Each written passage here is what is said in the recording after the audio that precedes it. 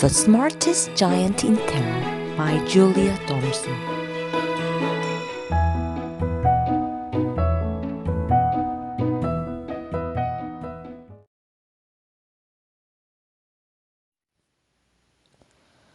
George was the giant, the scruffiest giant in town. He always wore the same pair of old brown sandals and the same old patched-up gown. "I wish I wasn't the scruffiest giant in town," he said sadly. But one day, George noticed a new shop.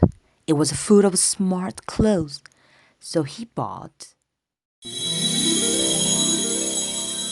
a smart shirt, a smart pair of trousers, a smart belt, a smart stripy tie, some smart socks with the diamonds up the sides, and a pair of smart shiny shoes. "Now I'm the smartest giant in town," he said proudly. George left his old clothes behind in the shop. He was about to go home when he heard a sound. On the pavement stood a giraffe who was sniffing sadly. "What's the matter?" asked George. "It's my neck," said the giraffe. "It's so very long and so very cold. I wish I had a long, warm scarf." "Cheer up," said George, and he took off his stripy tie. "It didn't match my socks anyway," he said. He wound it round and round the giraffe's neck. It made a wonderful scarf. "Thank you," said the giraffe. As George strolled toward the home, he sang to himself, "My tie's a scarf for a cold giraffe, but look me up and down. I'm the smartest giant in town." George came to a river. On a boat stood a goat who was bleating loudly. "What's the matter?" asked George. "It's my sail," said the goat. "It blew away in a storm. I wish I had a strong new sail for my boat." "Cheer up," said George, and he took off his new white shirt. "It kept coming untucked anyway," he said. As he tied it to the mast of the goat's boat, it made a magnificent sail. "Thank you," said the goat. George strolled on, singing to himself, "My tie's a scarf for a cold giraffe, my shirt's on the boat as a sail for a go.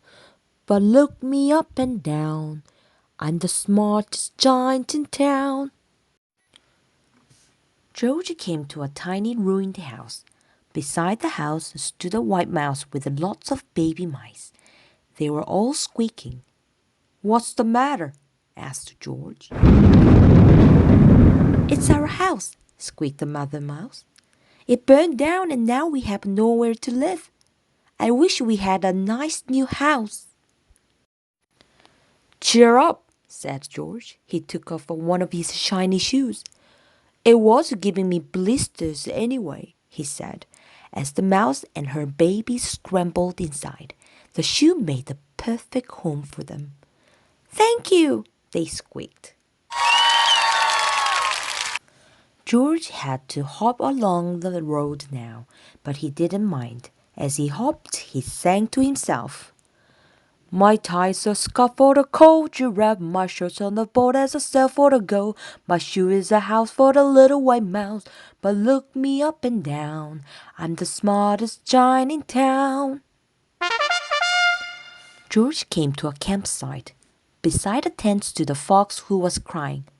"What's the matter?" asked George. "It's my sleeping bag," said the fox. "I dropped it in the puddle. I wish I had a warm, dry sleeping bag." "Cheer up," said George, and he took off one of his socks with diamonds up the sides. "It was tickling my toes anyway," he said, as the fox snuggled into it. It made a very fine sleeping bag. "Thank you," said the fox. George hopped on, saying to himself, My tie's a scarf for the cold giraffe, my shirt's on a boat as a sail for the goat, my shoe is a house for the little white mouse, one of my socks is a bed for the fox, but look me up and down, I'm the smartest giant in town. Georgie came to a big squelchy bog. Beside the bog stood a dog who was howling. "What's the matter?" asked George. "It's this bog," said the dog. "I need to get across, but I keep getting stuck in the mud. I wish there was a safe, dry path." "Cheer up," said George, and he took off his smart new belt. "It was squashing my tummy anyway," he said.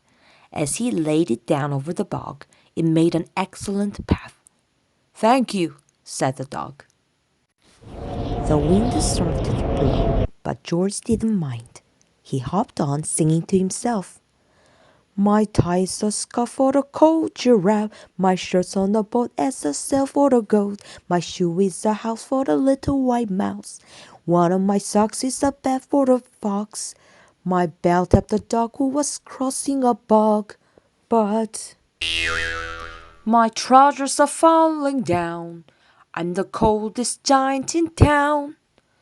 Suddenly, Georgie felt sad, shivery, and not at all smart. He stood on one foot and thought, "I'll have to go back to the shop and buy some more clothes," he decided. He turned around and hopped all the way back to the shop. But when he got there, it was closed. "Oh no!" cried George. He sank down onto the doorstep and a tear ran down his nose.